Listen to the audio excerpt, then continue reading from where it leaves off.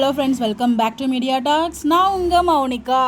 Pasupathi is பேக்ங்க. So நம்ம நிறைய வீடியோவில் சொல்லியிருந்தோம், எனக்கு தெரிஞ்சு பசுவோட என்ட்ரி இருக்கும் அப்படின்னு சொல்லிட்டு. அதே மாதிரியே அவர் ஷூட்டிங் ஸ்பாட்லேருந்து நமக்கு ஒரு அப்டேட்ஸ் வந்து கிடச்சிடுச்சு.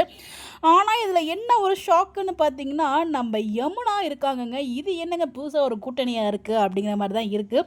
ஆல்ரெடி கங்காவும் யமுனாவும் காவேரியை பற்றி எவ்வளோ தூரம் மோசமாக பேசணுமோ அவ்வளோ தூரம் பேசி தான் இன்றைக்கி எபிசோட் போச்சு.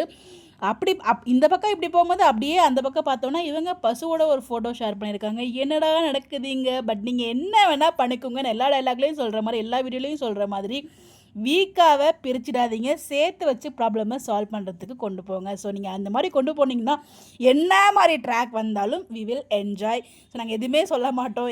எங்கள் வீக்கா ஃபேன் சைட்லேருந்து உங்களுக்கு எந்த ஒரு பிரச்சனையுமே வராது. நீங்கள் வீக்காவை பிரித்தாதான் எங்களால் தாங்க முடியாது. ஸோ சேர்த்து வச்சு நீங்கள் ட்ராக்கு, ஏன்னா 1000+ எபிசோட் போகணும்னா அதுக்கு ஏற்ற மாதிரி கதையும் போகணும் இல்லையா? ஸோ அதுக்காக அவங்க புதுசாக கொண்டு வருவாங்க. அதெல்லாம் பெருசாக எடுத்துக்கூடாது. வீக்காக சேர்த்து வச்சு நீங்கள் என்னென்னு பண்ணுங்கள். பசு வந்து பார்த்திங்கன்னா ராகினி கூடயும் யமுனா கூடயும் சேர்ந்து இருக்க மாதிரி அப்டேட் கொடுத்துருக்காரு. ஸோ பசுவோட என்ட்ரி வந்தாச்சு. என்னவா இருக்கும்னு தெரில, என்ன சம்பவம்னு தெரில. அந்த வீடை வச்சு தான் பிரச்சனை போகுதா? அப்புறம் எப்படி யமுனா அங்கே இருக்காங்க? ஸோ அதுதான் ஒரு கேள்விக்குறியாக இருக்குது. உங்களுக்கு எதுவும் ப்ரெடிக்ஷன் இருந்தால் மறக்காமல் கமெண்ட்டில் சொல்லுங்கள். அதை பற்றி நம்ம டிஸ்கஸ் பண்ணுவோம்.